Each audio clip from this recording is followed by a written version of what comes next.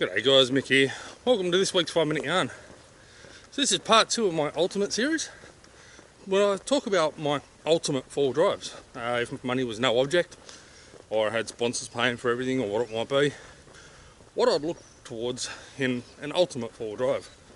Last week, or last fortnight, I spoke about my ultimate tourer, what I'd buy if I wanted to tour the country.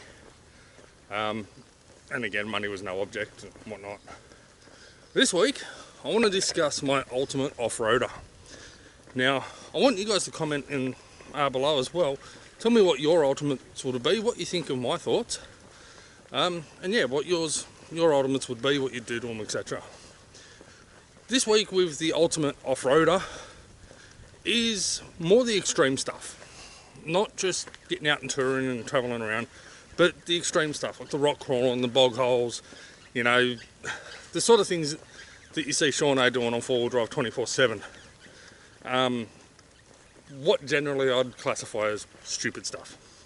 But hey, look, it's a lot of fun and I get that. So my ultimate four-wheel driver, my ultimate hardcore four-wheel drive anyway.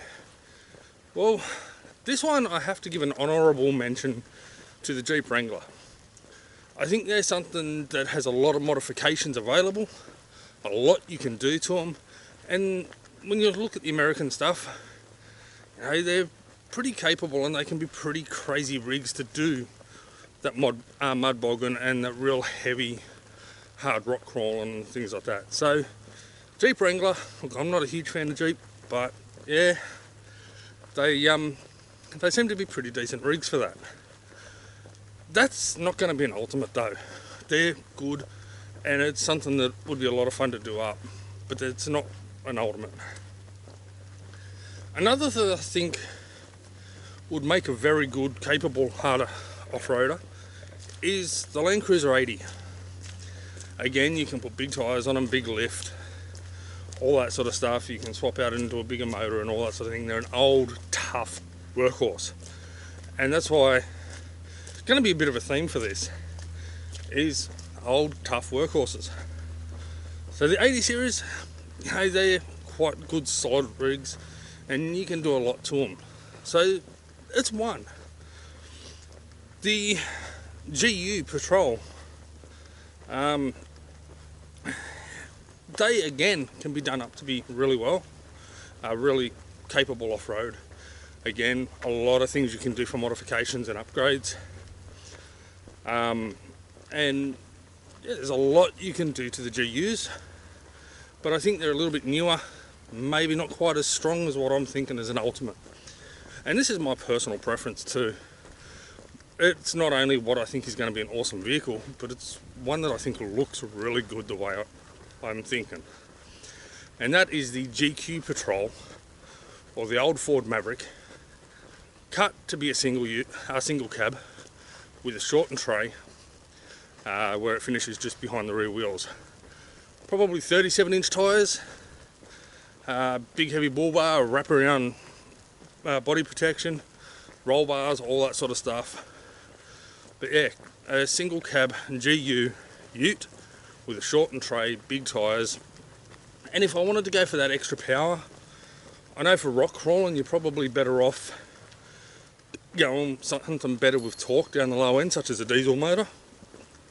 But if I wanted to go the power, I wouldn't put an LS1 in it. You hear everybody throwing LS1s in their bloody patrols, and you know, everyone does it. Do something different. For me, I reckon I'd stick with the Nissan Ford Alliance and go a Barra motor. You know, nice beefy V8 Barra. For me personally, that's where I'd go. And again, you know, 37-inch, maybe 40-inch tyres, big, beefy, bloody mud terrains, big lift, all the body protection in the world and all that sort of thing. Obviously, that sort of vehicle wouldn't be road legal, and I don't think to make a tough, hardcore off-roader, I don't think you can really do it legal to really make that ultimate. Yes, you can do a lot and get it engineered and still get it legal, but to really make it an ultimate, I don't think you can. But yeah, for me guys, that's my ultimate. A GQ, cut to a single cab with a shortened tray, all the body gear, the lift and all that sort of stuff. But anyway, again, that's mine. Comment below what yours would be, what you'd do.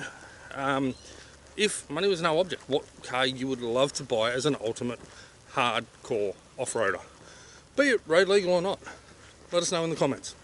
Alright guys, cheers, take care, peace, and as always, I'll see you on the tracks.